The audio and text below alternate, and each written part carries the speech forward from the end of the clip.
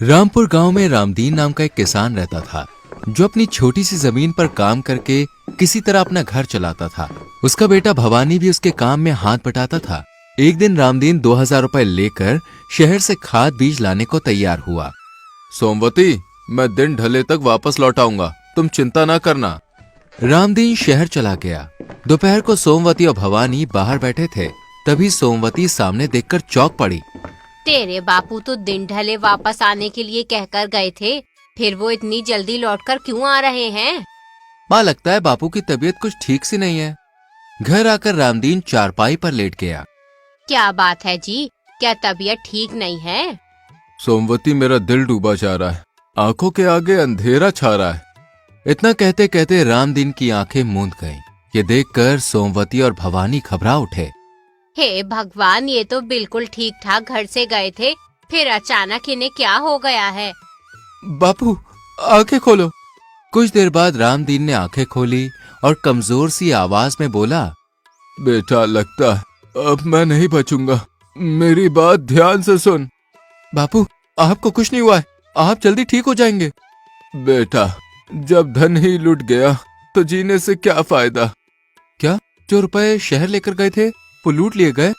हाँ बेटा, सुबह मैं जो 2000 रुपए लेकर घर से चला था, वो दो ठगों ने मुझसे ठग लिए।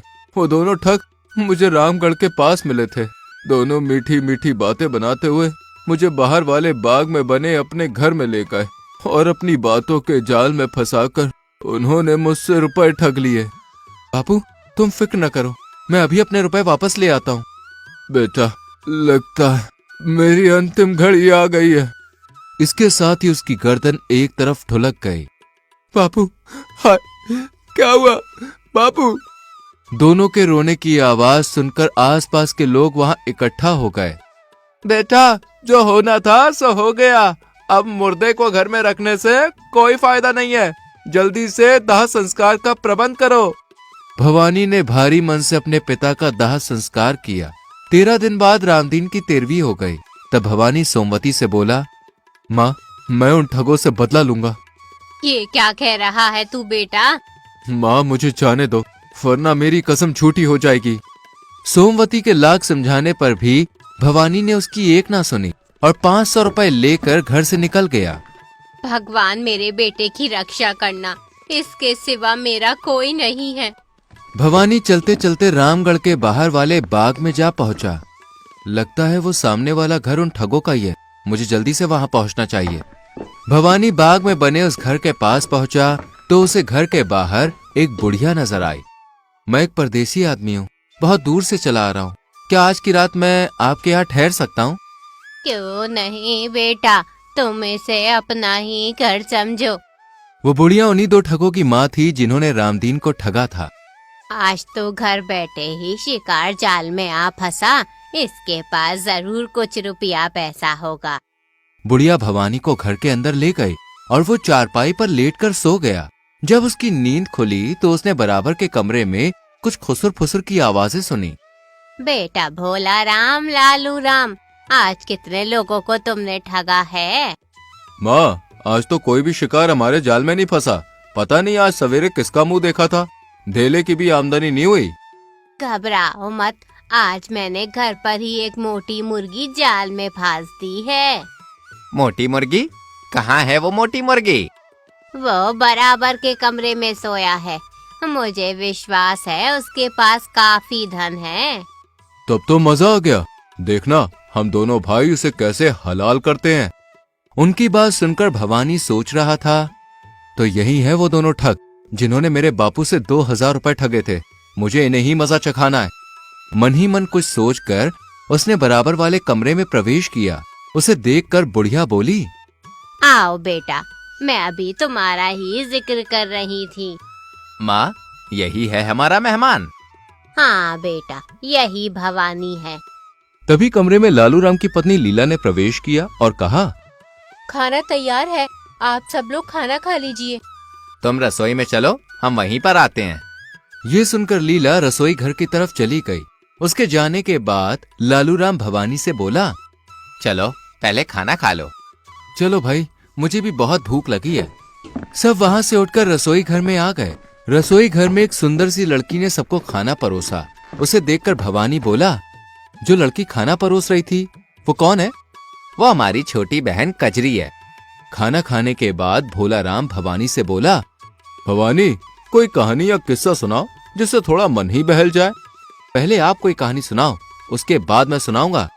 ठीक है, पहले हम दोनों एक किस्सा सुनाएंगे, पर हमारी एक शर्त है, और वो ये है कि हम जो भी बात सुनाएंगे उसे सुनकर तुम्हें हमारी हाँ में हाँ मिलानी होगी। अगर तुमने हाँ में हाँ ना मिलाई तो तुमको हमें 500 रुपए देने होंगे। मुझे तुम्हारी शर्त मंजूर है। ये सुनकर मन ही मन प्रसन्न होते हुए भोला राम ने कहना शुरू किया, बात उन दिनों की है जब मैं छोटा सा था। एक बार हमारे गांव में बिल्कुल भी बारिश नहीं हुई, तो गांव के सब लोग परेशान होकर मेरे दादाजी के पास आए और उनसे कहा कि किसी तरह गांव में बारिश करवाइए। मेरे दादाजी के पास एक बहुत लंबा बांस था। उन्होंने वो बांस उठाया और उसको ऊपर करके बादलों की ओर किया। दादाजी ने बांस से कई बार बादलों को हिलाया। ऐसा करते ही बारिश होने लगी। कहो भवानी, मेरी कहानी कैसी लगी? तुम्हारी कहानी तो बिल्कुल सच्ची है। मैं मानता हूँ कि तुम्हारे दादाजी के पास आकाश को छूने वाला बांस होगा। ये तो बड़ा चालाक है, मेरी झूठी बात को भी सच कह रहा है। भवानी, अब तुम कोई कहानी सुनाओ। मैं कहानी सुनाने को तैयार हूँ, पर मेरी भी वही शर्त है जो तुम्हारी थी। एक बात और, तुम्हें कसम खानी होगी कि तुम अपनी बात से टलोगे नहीं। बोलो, मंजूर है? हम दोनों देवी माँ के उपासक हैं, इसलिए उसकी कसम खाकर कहते हैं कि हम अपनी बात पर अटल रहेंगे। आज से 5 दिन पहले की बात है। मेरी पत्नी का मेरी माँ से किसी बात पर झगड़ा हो गया। उस समय मैं वहां पर नहीं था। मेरी पत्नी मेरी अनुपस्थिति में लड़ झगड़ कर घर से चली आई। मैं उसी को ढूंढने घर से निकला था। तुम्हारे यहाँ आकर मेरी तलाश पूरी हो गई और मेरी रूठी हुई पत्नी मुझे यहाँ मिल गई। क्या तुम्हारी पत्नी? और यहाँ पर कौन है तुम्हारी पत्नी? मेरी पत्नी कजरी है, और कौन होती? कहो, मेरी कहानी सच्ची है या झूठी? हम दोनों आपस में सलाह करके तुम्हारी बात का जवाब देते हैं। लालू राम और भोला राम उठकर कमरे से बाहर आए। भैया, ये तो हमारा भी ताव निकला। ये तो हमें ही उल्लू बना गया। अगर उसकी बात झूठी कहते हैं तो उसे 500 रुपए देने पड़ेंगे, और इस समय तो हमारे पास फूटी कौड़ी भी नहीं है। ऐसा करते हैं, इसकी कहानी को सच मान लेते हैं और कजरी को इसके साथ भेज देते हैं। पर जवान बहन को उसके साथ कैसे भेजते हैं? भाई, जब हमारे पास 500 रुपए होंगे तो भवानी को 500 रुपए देकर कजरी को वापस ले आएंगे। फिर दोनों भवानी के पास आए। चूंकि हमने कसम खाई है, इसलिए हम सच कह रहे हैं कि तुम्हारी कहानी सच्ची है। तब तो मैं कजरी को अपने साथ लेके जा सकता हूँ। भवानी, इस समय हमारे पास 500 रुपए नहीं है, सो तुम कजरी को अपने साथ लेके जा सकते हो। पर देखो, आज से ठीक 5वें दिन हम तुम्हारे गांव आएंगे और तुम्हें 500 रुपए देकर कजरी को छुड़ा ले जाएंगे। मुझे कोई एतराज नहीं है भाई। तब लालू राम और भोला राम अपनी माँ के पास गए और उसे सारी बात बताई। भवानी को ठगने के चक्कर में तो हम खुद ठगे गए। तुम फिक्र ना करो माँ, हम जल्द से जल्द कजरी को वापस ले आएंगे। फिर भवानी कजरी को साथ लेकर अपने घर की ओर चल पड़ा। आधी रात के करीब वो घर पहुँचे। सोमवती इस समय पुत्र को देखकर चकित रह गई। बेटा, तू इस समय कहाँ से आ रहा है और ये लड़की कौन है? माँ, मैं आज उन दोनों ठगों को अपने जाल में फंसा कर आया हूँ। अब मैं जैसे जैसे जाल को खींचूंगा वैसे वैसे उन ठगों को नानी याद आती जाएगी। तब भवानी ने कजरी के बारे में सोमवती को बताया। सारी बात जानकर सोमवती घबरा उठी। बेटा, तू उन दोनों को मात देकर आया है, इसलिए अब वो तेरे से खार खाए बैठे होंगे। माँ, तेरे बेटे का कोई कुछ नहीं बिगाड़ सकता। तू बेकार में डर रही है। कजरी माँ बेटे की वार्तालाप चुपचाप सुन रही थी। सारी बात जानकर वो भवानी से बोली, मुझे दुख है कि मेरे भाइयों की वजह से तुम्हारे पिता की मृत्यु हुई। दोष तुम्हारा नहीं, मेरे भाइयों का है। मुझे तुमसे कोई शिकायत नहीं है। कजरी को भवानी के घर पर आए हुए 4 दिन बीत गए। इन 4 दिनों में उसने सोमवती को कुछ भी काम नहीं करने दिया। भगवान ऐसी मेहनती बेटी सबको दे। इस घर को ऐसी ही बहू की जरूरत थी। अगर कजरी इस घर की बहू बन जाए तो कैसा रहे। इधर रात को लालू राम और भोला राम बहुत बड़ी ठगी करके वापस लौटे। माँ, आज तो हमने बहुत तगड़ा हाथ मारा है। पूरे 10,000 रुपए हाथ लगे हैं। ये तो बहुत अच्छी खबर है। अब तुम दोनों कल जाकर भवानी को 500 रुपए देकर कजरी को वापस ले आओ। ठीक है माँ। उधर 5वें दिन सुबह भवानी कजरी से बोला, आज तुम्हारे दोनों भाई तुम्हें लेने आएंगे। क्या तुम उनके साथ जाना चाहोगी? नहीं, अब मैं उनके साथ नहीं जाऊंगी। तुम्हारी दुख भरी कहानी सुनकर मुझे अपने भाइयों से घृणा हो गई है। ठीक है, अब मैं जैसा कहूँ वैसा ही करना। इससे पहले कि तुम्हारे दोनों भाई यहाँ पे आ पहुँचे, तुम बढ़िया पकवान बनाकर तैयार कर लो। कजरी को ये निर्देश देकर भवानी सोमवती के पास पहुंचा और बोला, माँ, आज कजरी के दोनों भाई आने वाले हैं। आज देखना मैं उन्हें कैसे उल्लू बनाता हूँ। क्या करेगा तू भवानी? तब भवानी ने अपनी माँ को अपनी योजना बताई। मैं नहीं जानती थी कि तू इतना अक्लमंद है रे। अब मुझे विश्वास हो गया है कि तू उन दोनों ठगों के छक्के छुड़ा कर रहेगा। भवानी आंगन में पहुंचा। वहाँ 2 बकरियां खड़ी हुई थी। उसने एक बकरी को साथ लिया और गांव के बाहर की ओर चल दिया। गांव के बाहर पहुंचकर वो एक पेड़ के नीचे बैठ गया। मुझे यहाँ बैठकर उनकी प्रतीक्षा करनी चाहिए। वो दोनों इसी रास्ते से रामपुर में प्रवेश करेंगे। भवानी को वहाँ पर बैठे हुए काफी समय व्यतीत हो गया। तभी उसे दूर से 2 आदमी आते हुए दिखाई दिए। लगता है यही लालू राम और भोला राम है। जैसे ही वो दोनों भवानी के समीप पहुंचे, आओ भाइयों, बैठो। लंबे सफर से आ रहे हो, पहले थोड़ी देर यहाँ पर बैठकर सुस्ता लो, फिर घर चलेंगे। तुम ठीक कह रहे हो भाई। लालू राम और भोला राम पेड़ के नीचे बैठ गए। तब भवानी बकरी से बोला, बकरी, जल्दी से घर जाकर सूचना दो कि मेहमानों के लिए जल्दी से भोजन बन जाना चाहिए। हम तुम्हारे पीछे पीछे आ रहे हैं। इतना कहकर भवानी ने बकरी को गांव की ओर दौड़ा दिया। कमाल है, एक बकरी घर जाकर सूचना देगी? क्या ऐसा हो सकता है? बिल्कुल हो सकता है भाई। आओ घर चलें, खाना तैयार हो गया होगा। तब वो दोनों भवानी के साथ उसके घर की ओर चल दिए। घर पहुंचकर भवानी सोमवती से बोला, माँ, मैंने बकरी को खबर देने के लिए घर पर भेजा था। क्या उसने खबर दे दी? हाँ बेटा, उसने कहा था कि मेहमानों के लिए खाना बनाना है। तुम हाथ मुंह धो लो, खाना तैयार है। जरूर कोई खास बात है उस बकरी में। माँ, वो बकरी कहाँ है? बेटा, उसे मैंने आंगन में बांध दिया है। हमें इस बकरी को किसी भी तरह से भवानी से ले लेना चाहिए। ये हमारे बड़े काम की है। जब वो खाना खा चुके तो भवानी हाथ धोने चला गया। तब लालू राम भोला राम से बोला, हमें से चमत्कारी बकरी ले लेनी चाहिए, पर भवानी हमें अपनी करामाती बकरी क्यों देगा? ऐसा करते हैं, हम जो 500 रुपए लाए उसके बदले हम भवानी से वो बकरी ले लेंगे। फिर दोबारा आकर हम भवानी को 500 रुपए दे देंगे और कजरी को ले जाएंगे। तब तक कजरी यहीं पर रह लेगी। हाँ, ये ठीक रहेगा। भवानी को आने दो, उससे बात करते हैं। थोड़ी देर बाद भवानी आया और उनसे बोला, मैं जानता हूँ कि तुम कजरी को वापस ले जाने के लिए आए हो। लाओ 500 रुपए निकालो। भवानी, हम 5 दिन बाद कजरी को लेने आएंगे। एक काम करो, इस समय तुम हमसे 500 रुपए लेकर अपनी बकरी ही दे दो। पर मैं अपनी बकरी तुम्हें कैसे दे सकता हूँ? वो तो मेरे बड़े काम की है। लालू राम और भोला राम ने भवानी से काफी मिन्नतें की। तो भवानी बोला, जब तुम मुझसे इतनी विनती कर ही रहे हो तो ठीक है, लाओ 500 रुपए निकालो और बकरी को ले जाओ। लालू राम ने फौरन जेब से 500 रुपए निकालकर भवानी को दे दिए। बकरी को लेकर वो दोनों वहां से चले गए। तब भवानी कजरी से बोला, देखा कजरी, तुम्हारे भाई तुम्हें छोड़कर बकरी खरीद कर चले गए। मुझे लज्जित ना करो और मेरे खुदगर्ज भाइयों का मेरे सामने नाम तक न लो। इधर लालू राम और भोला राम गांव के पास पहुंचे तो लालू राम बकरी से बोला, बकरी, जल्दी से हमारे घर पहुंचकर हमारे आने की सूचना दो और लीला से कहना कि हमारे लिए खाना बनाकर रखे। बकरी उछलती कूदती वहां से चलती बनी। अब देखना बकरी का कमाल, घर पहुंचने पर हमें खाना तैयार मिलेगा। कुछ ही देर में वो दोनों अपने घर जा पहुंचे। उन्हें देखकर उनकी माँ ने कहा, कजरी कहाँ है? क्या उसे साथ नहीं लाए? इससे पहले कि भोला राम कुछ कह पाता, लालू राम बोला, माँ, क्या खाना नहीं बना? मैंने तो बकरी को अपने आने की सूचना देने के लिए घर भेजा था। बकरी? यहाँ तो कोई बकरी नहीं आई। बकरी घर नहीं पहुँची? ये कैसे हो सकता है? हमने खुद अपनी आंखों से उसका चमत्कार देखा था। भाई, गलती हमारी है जिसकी वजह से बकरी घर नहीं पहुंची। पर हमारी गलती क्या है भाई? भाई, बकरी ने भवानी का घर तो पहले से ही देखा हुआ था ना, इसलिए वो उसके घर का रास्ता जानती थी। इसलिए पहले हमें उसे अपना घर दिखाना चाहिए था, उसके बाद में उससे काम लेना चाहिए था। ओह, हमसे तो सचमुच में बहुत बड़ी गलती हो गई। इस घटना के 5 दिन बाद लालू राम भोला राम से बोला, चलो आज भवानी को 500 रुपए देकर कजरी को वापस ले आते हैं। और तब वो दोनों 500 रुपए लेकर भवानी के गांव की ओर चल दिए। इधर भवानी कजरी से बोला, कजरी, आज भी तुम्हारे भाई तुम्हें लेने आएंगे, क्या तुम उनके साथ जाना चाहोगी? नहीं, अब मैं यहीं रहूंगी और उनके साथ नहीं जाऊंगी। तो मेरी योजना सुनो, जैसे ही तुम्हारे भाई आएंगे मैं उनके लिए खाना बनाने को कहूंगा तुमसे। तब तुम खाना बनाने को मना कर देना।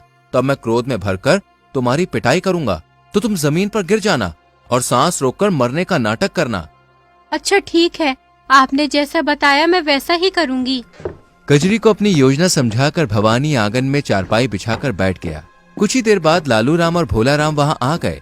उन्हें देखकर भवानी बोला, कजरी, ओ कजरी, तुम्हारे भाई आए हैं, जरा इनके लिए गरम गरम दूध ले आओ। मेरे सिर में दर्द हो रहा है, तुम ही इन्हें दूध गर्म करके दे दो। क्या कहा? मेरी बात को टालती है? ठहर, मैं अभी तुझे मजा चखाता हूँ। इतना कहकर भवानी ने पास पड़ा डंडा उठा लिया और कजरी की उससे पिटाई करने लगा। लो मेरी बात टालने का मजा। हाय दैया, मर गई रे। इतनी बेदर्दी से क्यों मार रहे हो? भवानी पर उन दोनों की बातों का कोई असर नहीं हुआ और वो उसी प्रकार कजरी की पिटाई करता रहा। कुछ देर बाद वो नीचे गिर गई। भवानी, तुमने हमारी बहन को मार डाला, हम तुझे जिंदा नहीं छोड़ेंगे। वहीं रुक जाओ, अगर मैंने कजरी को मारा है तो मैं उसे जिंदा भी कर सकता हूँ। इतना कहने के बाद भवानी ने सोमवती से कहा, माँ, अंदर कमरे में जो 2 डंडे रखे हैं, जरा उन्हें उठा कर लाओ। अभी लाई बेटा। सोमवती ने दोनों डंडे लाकर भवानी को दे दिए। अब तुम इन 2 डंडों का कमाल देखना। भवानी ने एक डंडा जमीन पर पड़ी कजरी के पांव के पास रखा और दूसरा डंडा सर के पास रखा। कुछ देर बाद कजरी ने आंखें खोली और वो खड़ी हो गई। ये सब देखने के बाद लालू राम ने भवानी से कहा, भवानी, ये दोनों डंडे बहुत जादुई हैं। क्या 500 रुपए लेकर तुम इन्हें हमें दे सकते हो? अगर तुम्हें ये डंडे इतने ही पसंद है तो लाओ, निकालो 500 रुपए।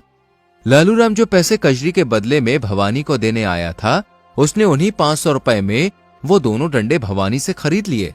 तब भोला राम ने भवानी से कहा, भवानी, हमारे पास जो रुपए थे वो डंडे खरीदने में खर्च हो गए, इसलिए हम दोबारा रुपए लेकर कजरी को लेने आएंगे। ठीक है भाई, जैसी तुम्हारी मर्जी। ये कहकर दोनों अपने घर की ओर चल पड़े। घर पहुंचे तो लालू राम ने अपनी पत्नी से कहा, लीला, झटपट खाना लाओ, बड़े जोर की भूख लग रही है। थोड़ी देर रुको, मैं अभी लाती हूँ। लीला की बात सुनकर लालू राम आग बबूला हो उठा और वैसे भी उस पर जादुई डंडे के प्रयोग का भूत सवार था। मुझसे जबान लड़ाती है? ठहर, अभी तुझे मजा चखाता हूँ। इतना कहकर उसने लीला की डंडे से पिटाई करनी ही शुरू कर दी और कुछ ही देर में लीला जमीन पर जा गिरी। ये तुमने क्या किया? अपनी पत्नी को मार डाला। रुको माँ, मैं अभी से जिंदा किए देता हूँ। तब लालू राम ने आगे बढ़कर हाथ में पकड़ा एक डंडा लीला के सिरहाने रखा और दूसरा डंडा उसके पांव के पास रखा, पर लीला जीवित ना हो सकी। वो हमें ठग गया, मैं उसे जिंदा नहीं छोड़ूंगा। दोनों भाई भवानी से बदला लेने का उपाय सोचने लगे। भाई, हम कल दिन निकलने से पहले ही भवानी के घर चलेंगे और उसे सोए हुए को बोरे में बांधकर गांव के बाहर वाली नहर में डाल देंगे।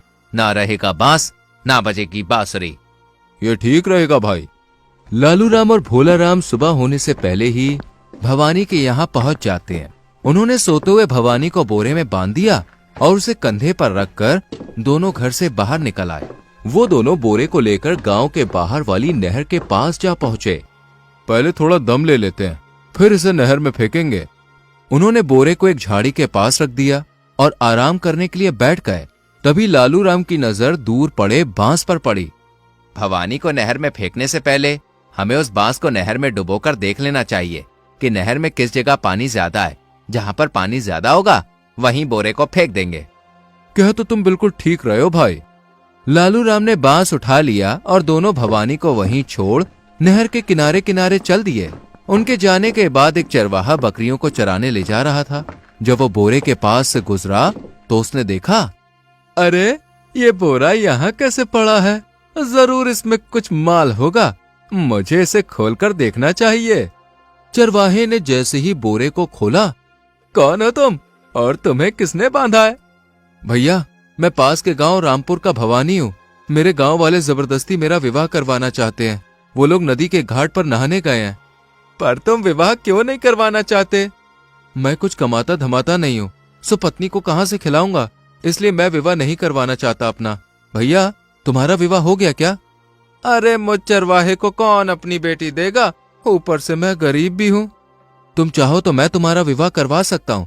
तुम मेरे स्थान पर मेरे कपड़े पहनकर बोरे में बंद हो जाओ। जब मेरे घर वाले आएंगे तो समझेंगे कि मैं ही बोरे में बंद हूँ। बस वो तुम्हें उठाकर लड़की वालों के यहाँ पहुंचा देंगे, तब तुम्हें मेरी जगह देखकर वो लोग चौंकेंगे जरूर, पर फिर कोई चारा न देखकर लड़की के घर वाले तुम्हारे साथ ही लड़की का विवाह कर देंगे। बाद में तुम मुझसे अपनी भेड़ बकरियां ले जाना। भवानी की बात सुनकर चरवाहा खुश हुआ और उसकी बात मान गया। तब भवानी ने चरवाहे को बोरे में बांध दिया और चरवाहे की बकरियों को हाँक हाँक कर अपने घर की ओर चल पड़ा।